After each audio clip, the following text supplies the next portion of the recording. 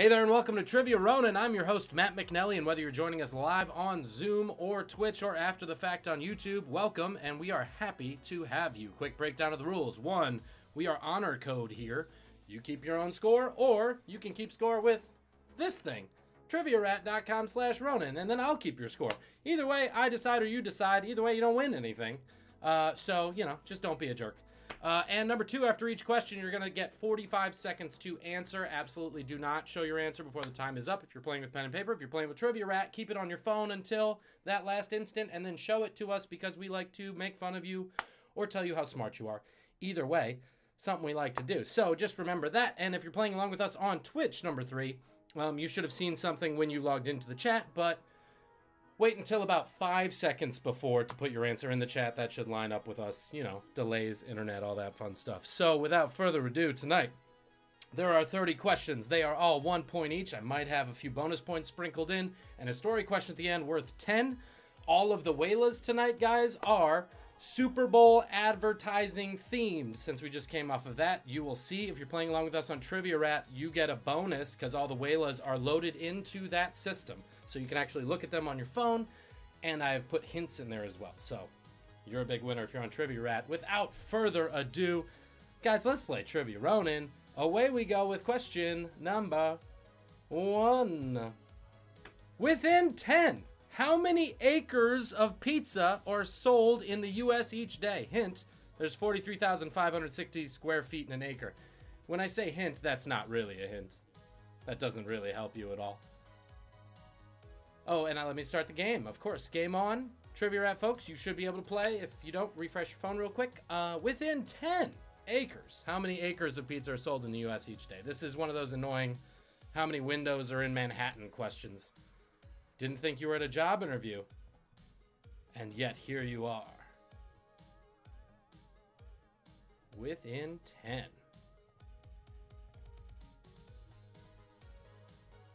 How many acres of pizza are sold, not just made,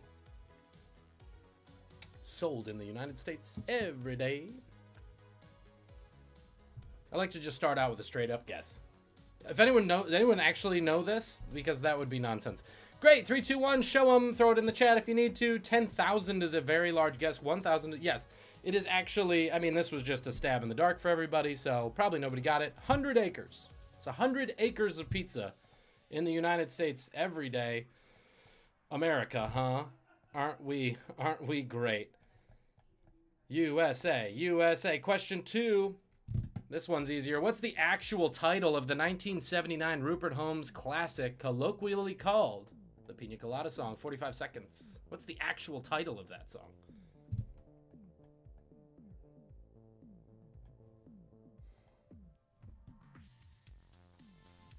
It's got a different name. Not really. I believe it is this name and then.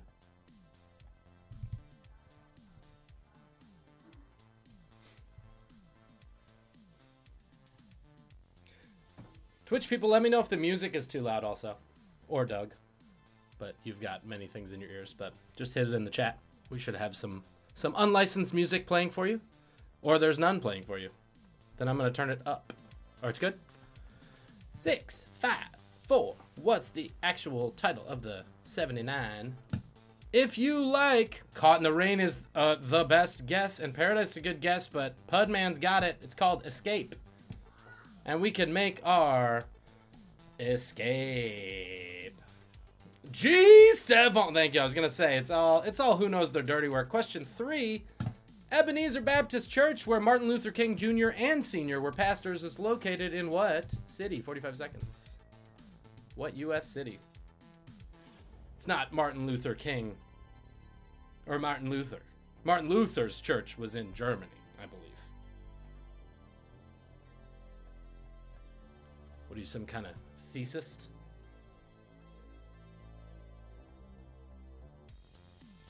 I hear the sweet dulcet tones of James. Hello. What city? Love in the Rain is a good guess to that last question too. Question 3. Ebenezer Baptist Church. What U.S. city?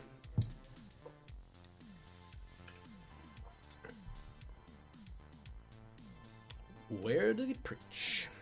He certainly practiced it, but where did he preach it? Good guess on that one. Selma's a good guess in the chat. But actually, everybody playing on Zoom nailed it. It is at Atlanta, Georgia. Steven, that's your obligatory Atlanta question. You don't get any more. You get no more. There's your Atlanta question. Question 4. What 2001 cult classic features a title character pursued by a demonic rabbit named Frank? 45 seconds on the clock. 2001. We can argue about if it's a cult classic. That's for the end.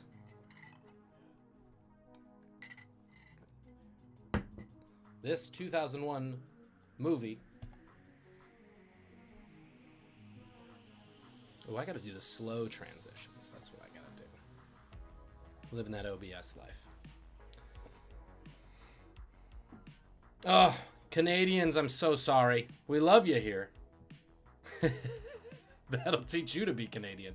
10 seconds left. What 2001 cult classic features a title character pursued by a demonic rabbit named Frank? That means the movie's named after the person. 3, 2, 1, show 'em. We remember, right? Everybody remember from high school or however old you are? Darcy, don't say it. I know what you're about to say. But yes, the answer is Donathan Darko, Doug with honorable mention for Roger Rabbit. Honorably mentioning that you are incorrect. Burn it to the ground. Remember that movie? I can't. I don't know. I feel like it might not hold up. But that's not what we're here for. We're here to ask questions. Question 5. Baklava is traditionally made with what paper-thin laminated dough? 45 seconds. Dough! Oh, I can literally hear Joey spelling it. His guess, that is. I forgot how well his voice travels. Oh, you miss friends, huh? Baklava is traditionally made with what paper-thin laminated dough? Laminated does not mean run through a machine, so it does not get wet. That's for paper. But this is paper-thin. I only know the term laminated because of the Great British Bake Off. Duh. We're a gluten-free household here. 3, 2, 1, show 'em. Yes. Where am I and why am I so high? You nailed it on Twitch. Many people got it. I'm not here to be a spelling cop. But Joey is. He spelled it right. Steven, you spelled it wrong. It's philo. You give yourself a point if you were thinking that. If you were thinking that, give yourself a point. Come on now. We're not monsters. Wait until we get drunker and then we'll get meaner. Question 6. This singer got his stage name from a hearing aid advertisement on a Dublin billboard. True story. Didn't know this. But that's why we play. This singer got his name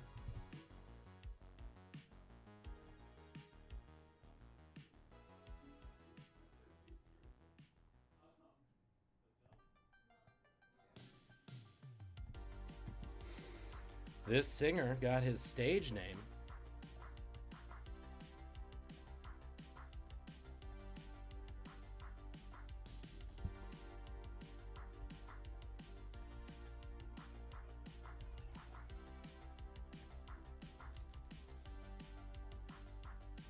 Five, 4, 3, 2, uno. Let's see him. Uno rhymes with Bono. It doesn't actually, but Bono is the correct answer. Yeah, of course. Bonavox hearing aids. That's how he got it. Cool. Then he got famous. Good for him. Question 7. What is the only word in the English language with 3 consecutive sets of double letters? This was going to be my Instagram hint, and then I forgot to do it. So this is a hard question. This is a hard question. If you get it, you're going to feel real smart. But it's a puzzler. I will say that. What is the only word in the English language with 3 consecutive sets of double letters?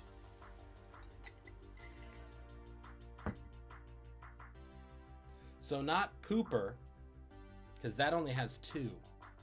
I just wanted to say pooper on here. Or pop. No, pooper doesn't even. You need 3. It's fine. If you don't know it, just take a drink, because I don't know if anyone's going to get it. Oh, French Canadians. Even we got French Canadians on Twitch, guys. We are really messing them up. Pourquoi, monsieur? 2-1, show 'em. Oh, Steven! Wow, pizza with 3 Z's is an excellent guess, but you would need 6 Z's. Steven got it, though. It's bookkeeper. Bookkeeper, or I was going to say bookkeeping, but B-O-O-K-K-E-E-P-E-R. Only one. Who knew? Me, damn it. I knew. Question 8, away we go. What 1990s movie, hey French Canadians, I knew you were here. What 1990s movie title was translated as Mom, I Missed the Plane in French? The movie is from the year 1990.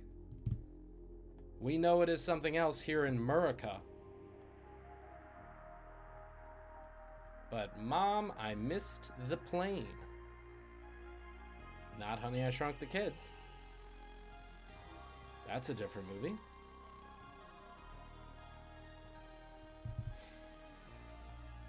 Mom, I Missed the Plane. Next week, entire round about hockey. Specifically... Sorry, good question, Chris. It was the year 1990 this movie came out. Excellent question. This movie came out in the year 1990. And it's in... when it came out in France, presumably the same year. Ooh, many people got it. Let's see them. Yep. Yep. Ooh, Gremlins is a fucking great half point for a Gremlins guess, because I like that. But it was Home Alone. Home Alone, Mom. I Missed the Plane. Home Alone, well done. My French Canadians nailed that one. Well done, fam. Question 9. What photo tinting process takes its name from the genus of cuttlefish whose ink was used to do it? 45 seconds. I'm just asking some random smart things tonight, but if you get this, you could get this. You can get this.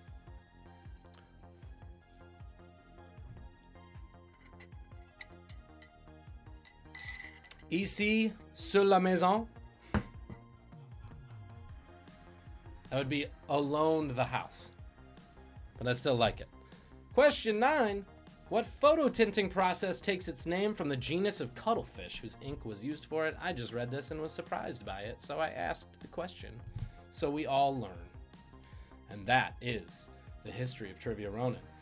3, 2, 1. What is it? When you do, yep. Color correction, good guess. Steven got it. What the fuck is an excellent guess, but yes, it is sepia. Sepia, you've heard that word. Get mad about it. Sepia cuttlefish are a thing, I guess. Question 10. What late night host claimed he left NBC for CBS because his band leader Paul Schaefer was caught stealing pens? 45 seconds. He said this among other things. He would often just say multiple things. But at one point, the host said,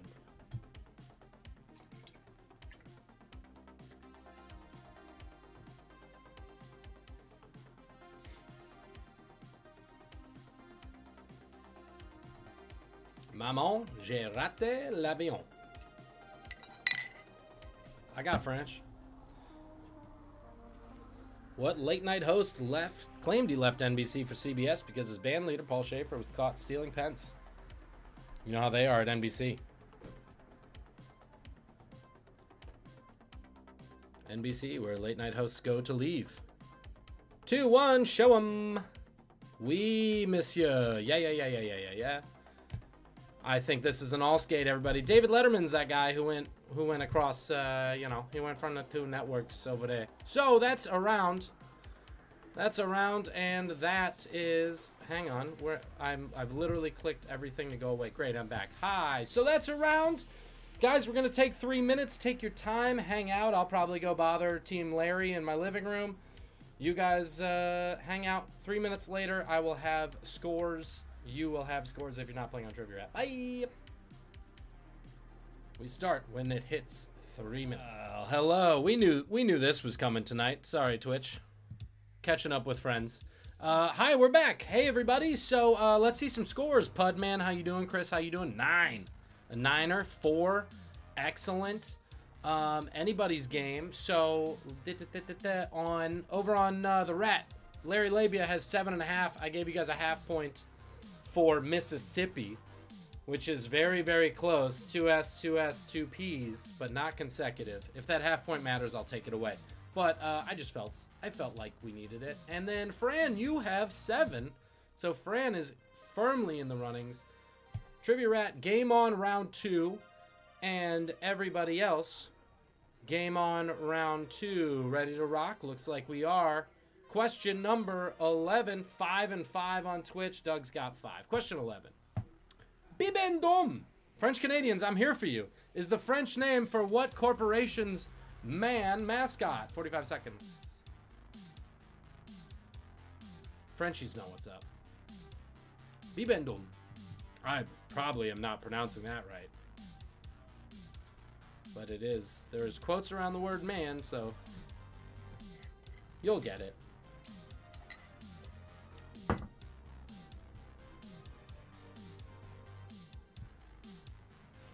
I remember having to learn this in French class, actually, back in high school.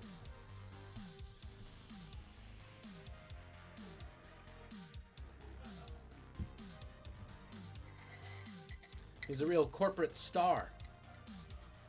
Uh-oh. Giveaway? I feel like maybe a giveaway there, but I just wanted to say it. 2-1, star of the show here. Yeah, my French Canadian's all about it. Yep. It is the Michelin Man. That's his other name. That's what he's actually called. Question 12, patented Matt McNally long question. Here we go. In 1781, William Herschel discovered this planet, which he named for the King of England. An apt bit of ass-kissing considering its name today. 45 seconds. Let's see if we can somehow make this question take up less of the screen. In 1781. Thank you, Doug. Real brown noser, this guy. In 1781, William Herschel discovered this planet. Discovered's rude. The indigenous people of this planet lived there first, let's be honest. But he found it through his telescope, and he named it for the King of England at the time, 1781. And it's apt. Yep. Somebody got it in Twitch. 2-1, show 'em. Boom, bam, boom, bam. Anybody can unmute themselves and real quick say what its original name was. And a half point for that, but it was Giorgio Palatababa. Anyway, it was something with King George, because that was the king. Anyway, this is the real answer. Me anus? No.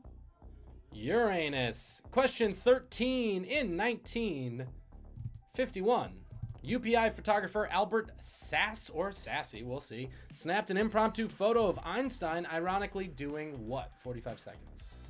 Iconically. Oops. Oops, drinking. It was kind of ironic, but it was more iconic. I was going to write Albert Einstein, but I didn't realize the photographer's name was also Albert, and I was like, that's repetitive. And my questions only get wordier. In 1951, UPI, that's United Press International, photographer Albert Sass snapped an impromptu photo of Einstein iconically doing what?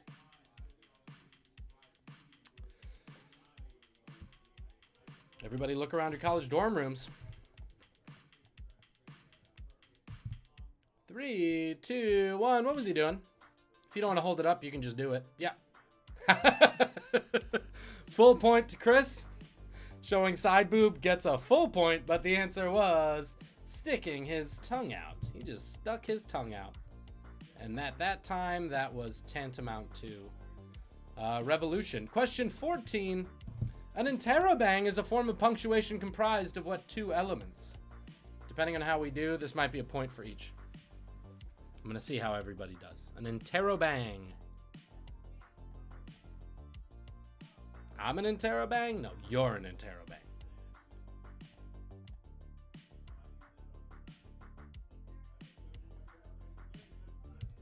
An interrobang is a form of punctuation comprised of what 2 elements?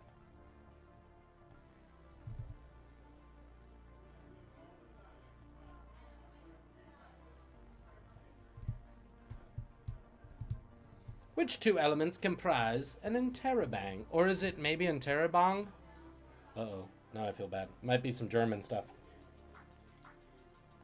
Very international. Yep, exactly. Yeah, you can just write it out if you want to. You could just type an interrobang if you want to. Yeah, Steven gets it. You are right. All right, so no 2 points. It's a 1-pointer. Question mark and an exclamation point. I was going to say John McEnroe, I feel like, only speaks in interrobangs. You cannot be serious! Question 15. Established in 1931, the world's first official sister cities share the same name. One's in Spain, the other's in Ohio. What's the name they share? Obligatory Doug question. Let's see if he gets it. Established in 1931, the first two places to become sister cities. Much like Pawnee, Indiana, and that town in Venezuela that Fred Armisen's at. Established in 1931, the world's first official sister cities share the same name. One is in Spain, the other is in Ohio. What is the name? It's not Paris, Texas, because that's in France and Texas. So no. Give you that one. Canadians, you had a few. Sorry, this one's not helpful. Everybody's guessing the same thing, but somebody's going to get this right. Pudman's got it. Columbus, not a town. Toledo is. Toledo, Ohio, Toledo, Spain. The world's first sister cities. Good for them. Holy Toledo, that was the answer. Question 16. Babelfish, speaking of Pawnee, was one of the first online translation services run by what Pawnee, Indiana beloved search engine? 45 seconds.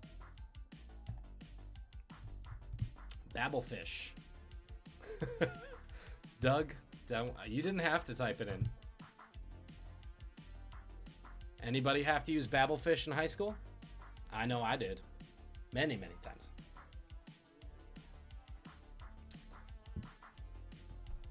But the hint is everybody in Pawnee, Indiana uses this search engine that also used to operate Babelfish. Maybe still does. I don't know. I don't know if you can still do it.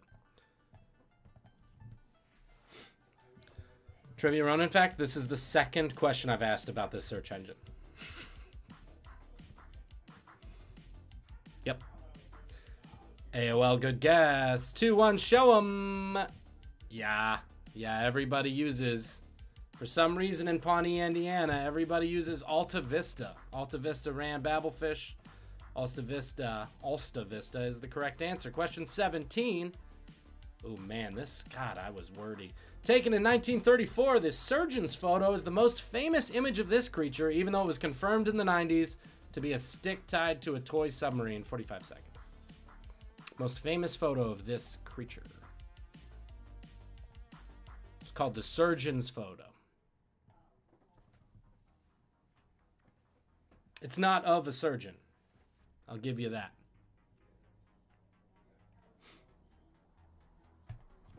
Taken by a surgeon. The surgeon's photo is the most famous image of this creature, even though it was confirmed in the 90s to be a stick tied to a toy submarine. Fun fact, it wasn't actually taken by a surgeon. It was taken by a gynecologist. True story.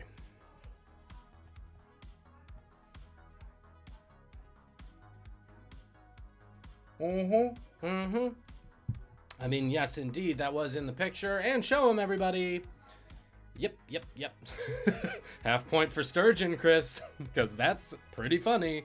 But the answer was, yes, indeed, the Loch Ness Monster, or Nessie, if you're friends. If you guys went to college together, you can call her Nessie, I'm sure. Yeah, not real. Not real. By the way, just Google uncropped surgeon's photo and realize how stupid we are. Question 18. The process of vulcanizing rubber probably stinks as it involves the addition of this noxious element. 45 seconds. You add this element to rubber. So the answer is not rubber. That's the other part. That'd be a pretty badly written question. Nessie, or the notorious NES, I believe. Miss Nessie if you're nasty.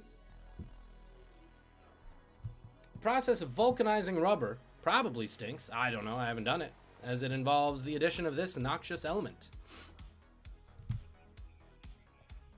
Tree fitting. Because it was a tree branch. The process of vulcanizing rubber probably stinks. It involves the addition of this element. Yes, Twitch is nailing it. 2-1, show it. Yeah. It's that noxious element. It's the one that's noxious. It's sulfur. It's not obnoxious. Unless it overstays its welcome, am I right? Oh, brother. Here we go. Question 19. Nancy Reagan was talking about the war on drugs when she debuted her Just Say No campaign on what television program? 45 seconds. She was talking about the war on drugs.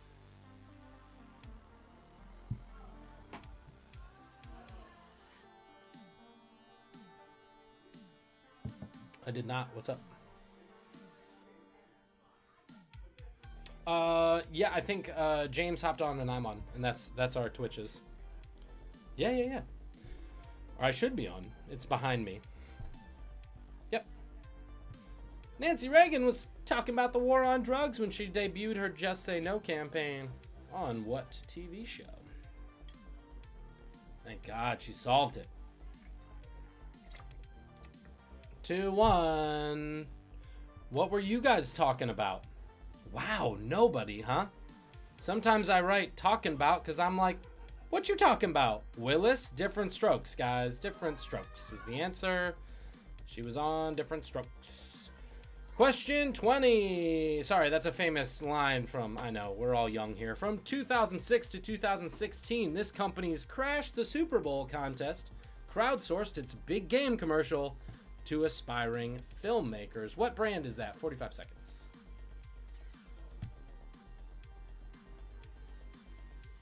Apparently it's over. I thought it was still going.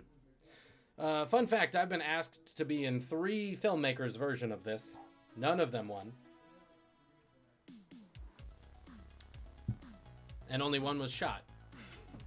And I don't think it was submitted. From 2006 to 2016, this company's Crash the Super Bowl contest crowdsourced its big game commercial to aspiring filmmakers. Our lawyers said I had to say big game. But it's not about, like, hunting rhinos. Should be clear. The big game is in early February. It's a National Football League event. I love how they do that. Yep. Douglas knows. Show him, everybody. Yeah. Yes, Larry got it. It is Doritos. Doritos did that thing. There was a couple good ones.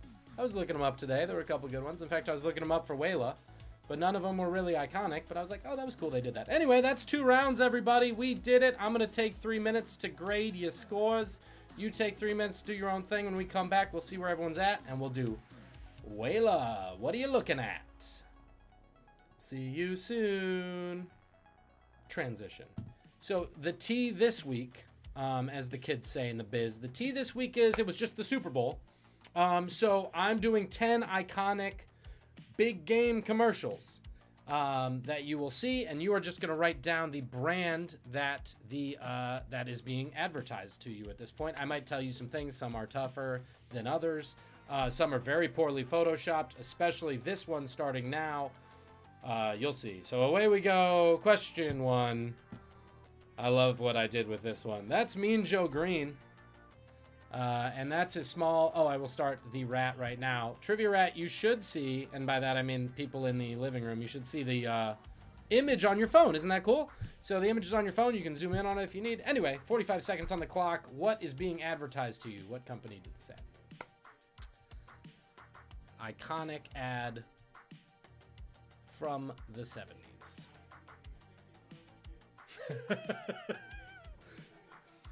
Where am I and why am I so high? Monster Energy is a great guess. I was gonna guess he really looks like he's just going. You don't know what I was doing.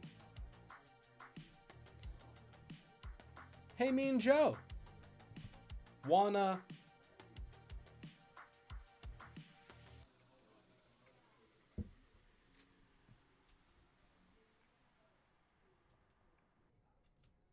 4, 3, 2.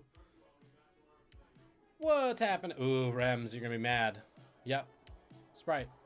I mean, Sprite, I guess, gets a half point, but Coca-Cola is the real answer, Sprite being a part of the Coca-Cola family, but he gives him Coke, and then Mean Joe gives him his jersey. It's a very nice ad. He was so mean, but then he was so nice. Go figure. Next question. Question 2. What's this baby trying to sell you? 45 seconds. Sorry, what company is this baby working for in this particular commercial? Iconic Super Bowl ad in the mid-2000s.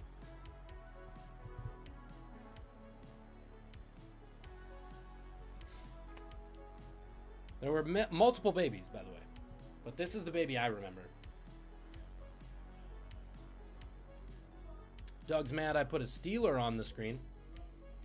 Get over it.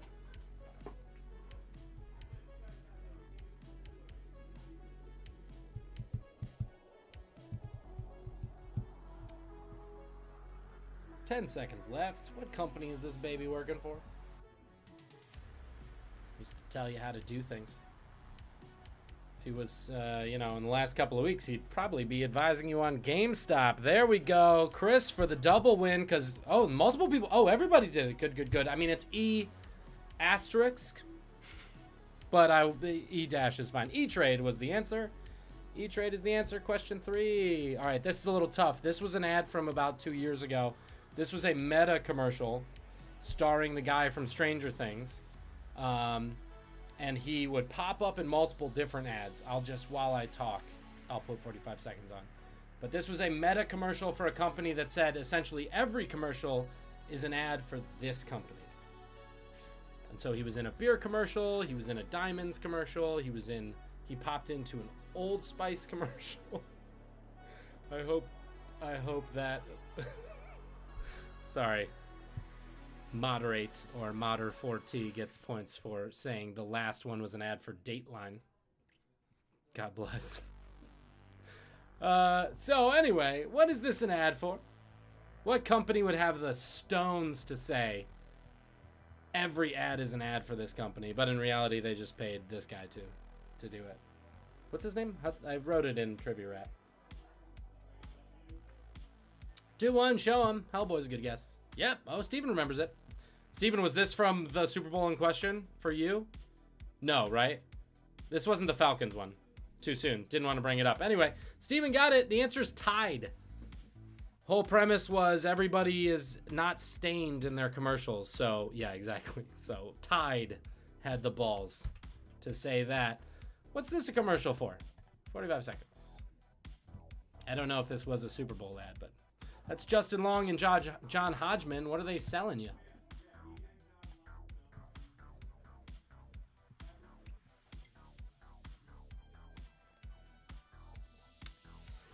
David Harbour, thank you, Doug. David Harbour's his name. What company, guys? So, there's dialogue in this commercial, but what company paid for it? Both, I think I just said it, didn't I? John Hodgman and Justin Long? Sorry, I'll give myself a bonus point.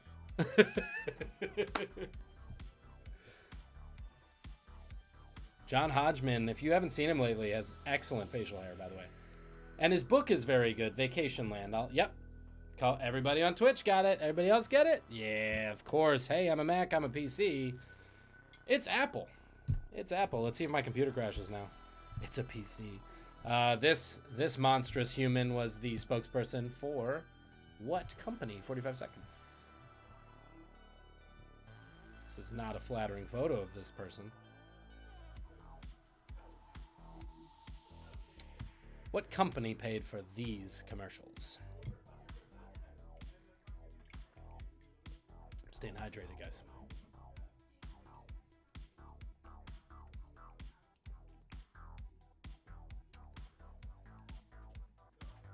I didn't even watch the Super Bowl this year.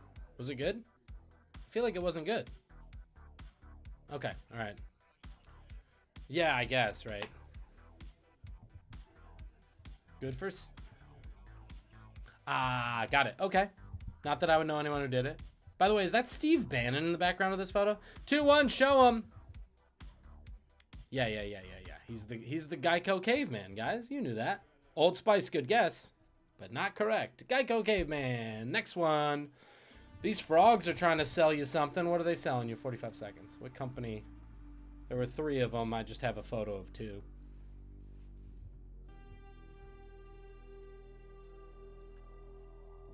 They are not selling you crack cocaine. Unfortunately, the cocaine industry just can't seem to get their act together to put on a spot.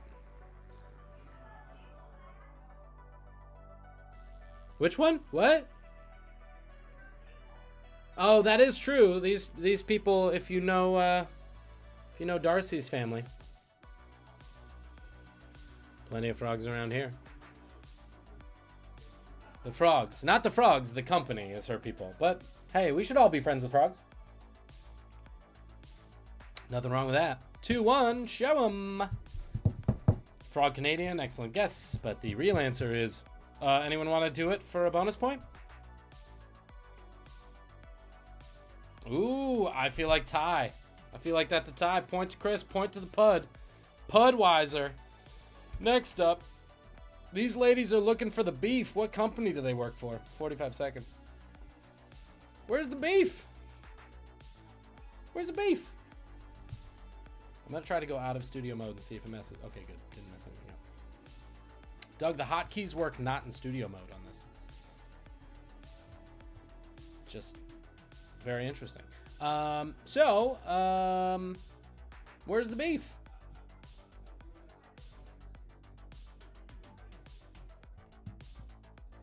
Yeah, I think we're going to have to get to the... Yeah, if either Rems or Moderate, I assume. But if either you want to explain that commercial in Canada, because it is very, very much the Budweiser frogs here in America. So I would love to hear more. Grand's Gone Wild, excellent guess, but Doug has it and other people have it. Where is the beef? You know what? It's been cut into a circle, but we want the square one. Wendy's, guys. Wendy's is the answer. Well done. Where is that beef? Guys, this was a Super Bowl commercial this year, and you know what?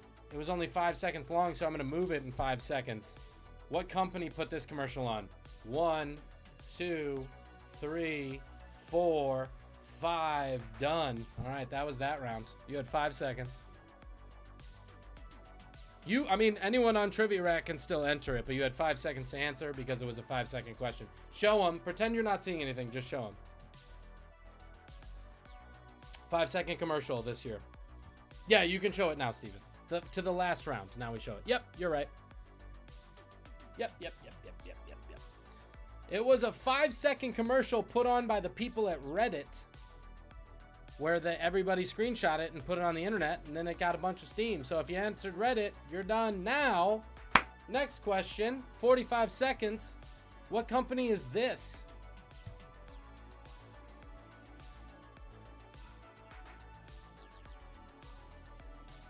She's holding something in her hands. It's the product. Trivia Rat, I told you who this is.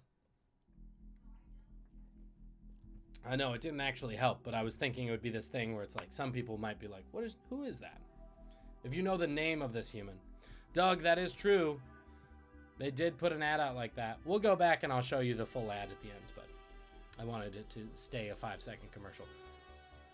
What company put this ad on, I think in 2020, I want to say. I think this was the last Super Bowl. Yep. One's got it.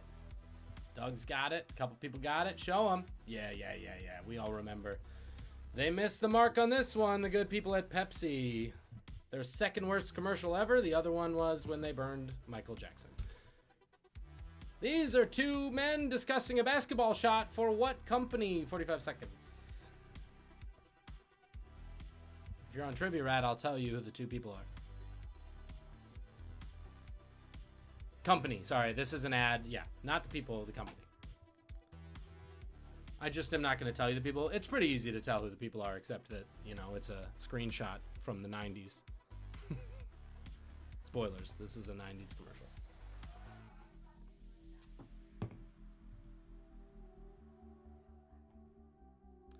Two gentlemen discussing basketball shots In the early 90s. Doug's right. That Pepsi ad did cure racism. That was the good news. But unfortunately, didn't sell more soda. And that's what we're here for. 3, 2, 1. Lay's is a good guess. Show them. Yeah, it was. Off the backboard, off the rafters, nothing but net. McDonald's. McDonald's. This was a Mickey D's ad. I believe that's the last one. Did we do it? Yep, that's it. We're back to Mean Joe Green. So that's all 10 of our what are you looking at questions. Start doing your scores. We're going to come back. We're going to tell a story. It's very exciting. Take 3 minutes. Be good to yourselves. See you soon.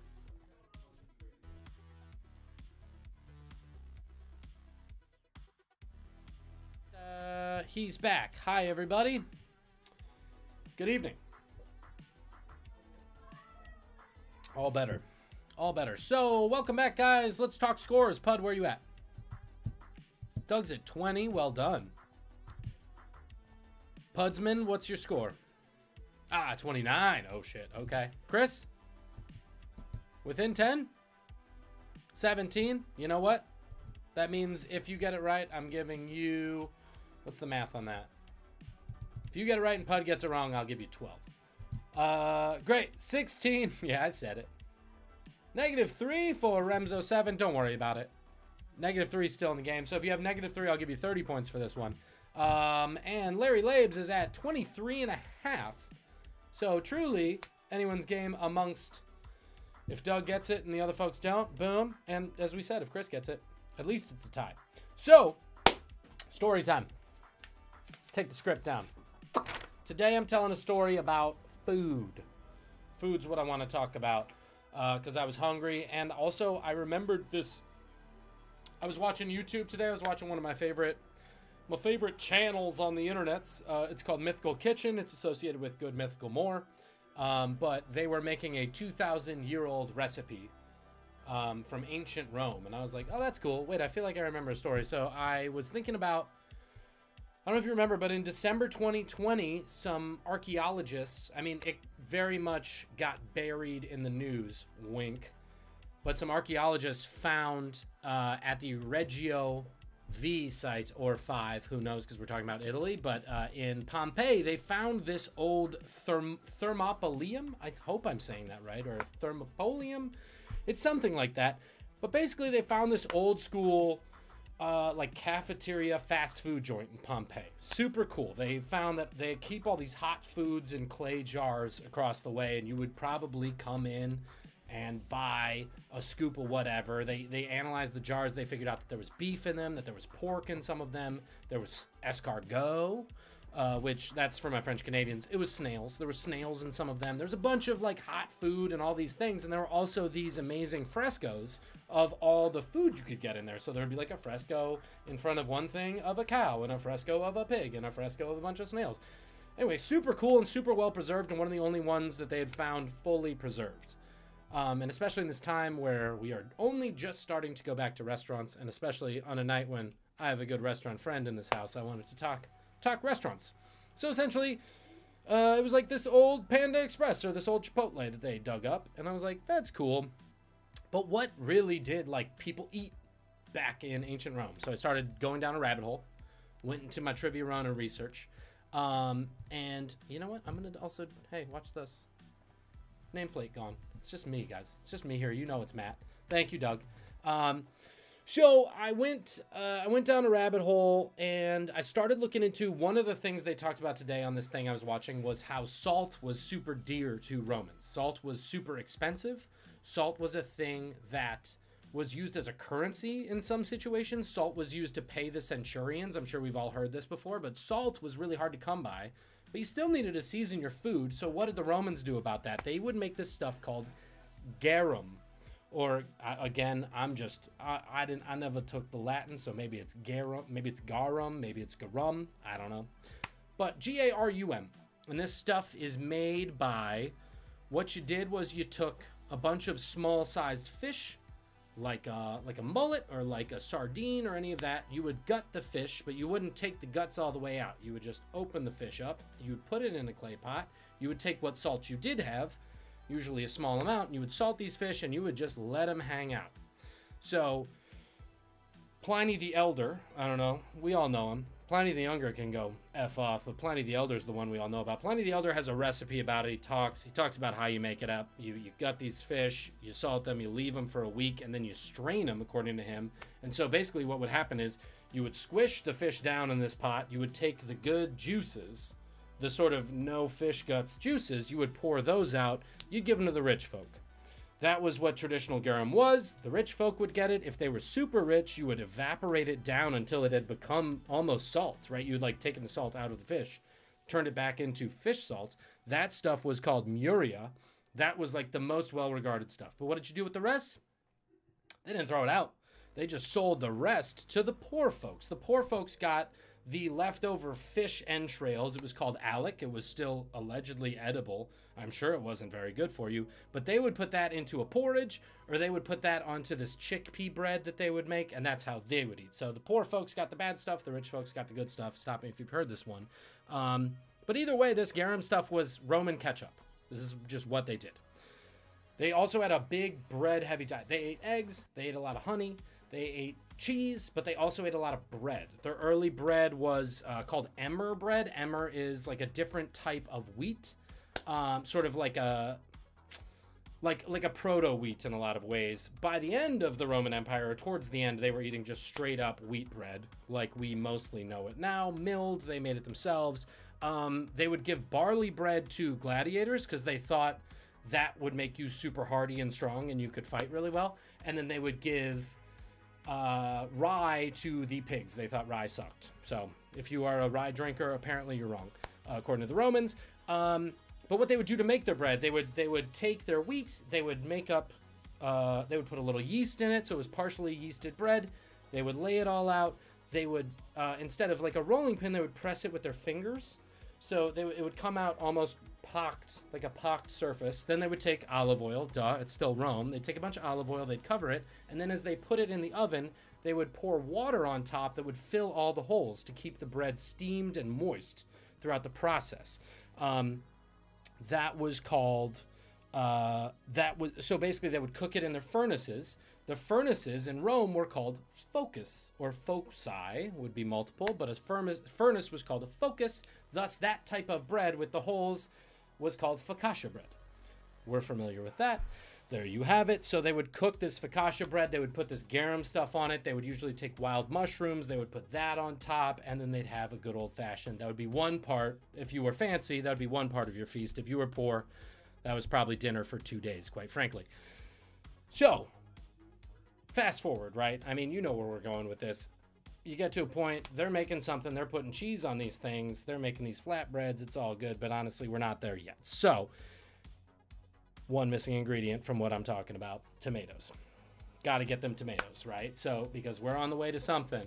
So, eventually, good old Chris Columbus of Toledo, Ohio fame, Chris Columbus goes to the States. He finds tomatoes. He brings them back to Italy. When he gets back with them, the rich folk are like, yo, sorry, I'm on a diet. I don't eat nightshades. Nightshades are bad for you. Nightshades are poisonous. And they weren't wrong. Almost every European nightshade was poisonous. Tomatoes, though, ain't poisonous. Poor folks were like, yo, you're going to eat that? Cool, we'll take it. So poor people started growing tomatoes. They started putting it on top of their focaccia. They started to make sauces with those tomatoes instead of this, quite frankly, kind of nasty fish sauce that they had been using for all the time before that. And then shops started opening in the 16th century. They would sell this food for poor folks that they all liked. They developed one style of this food. Oh my God, pud, dog. I love it. One style of this food called the margarita. In 1889, the first margarita version of this food was made. It had tomatoes, it had mozzarella, it had basil because it was made for the king of Italy's consort, a woman named Margherita, and it was supposed to echo the Italian flag. I'm sure we've heard this before. They also made another version called marinara. Marinara was traditionally made by the wives, or specifically, they think, one wife of a man who would go to sea, and this one wife would make this version that didn't have cheese but had tomato sauce. It had basil, it had oregano, it had garlic, and it had olive oil. That's traditionally the marinara version. Marinara meaning going to sea, and so it was made for the men who went to sea. Now, obviously, I'm talking about pizza. The answer is not pizza. That's too easy. But what I am talking about is the city where all of this started to happen, of course, which is a city by the sea where these two styles of pizza were developed. It's a city that's only 15 miles from Pompeii, quite frankly, just up the road from Pompeii. This seafaring city developed this food that we all know today. My question, of course, for you is, what city am I talking about? 45 seconds. I hope the timer's on this screen. It's not. It's not. I've got the timer in my head. Watch this. I can add the timer this quick. There it is. And it moves here. Great. 30 seconds on the clock. What city am I talking about that developed the margarita pizza, developed the marinara pizza? Famous seaside town in Italy, 15 miles south of the city of Pompeii.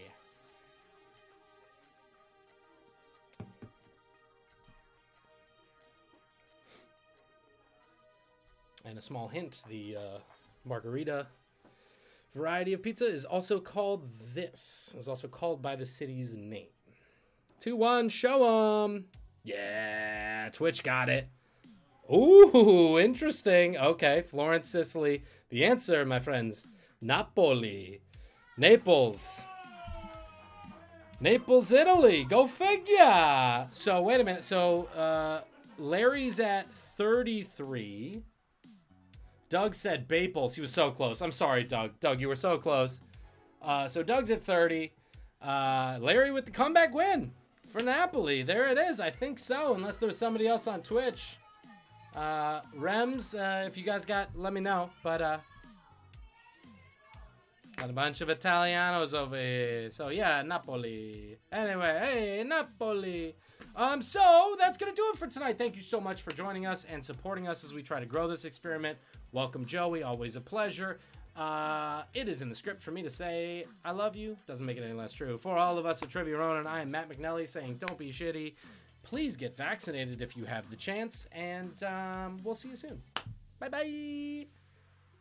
Bye, Twitch. Stop streaming.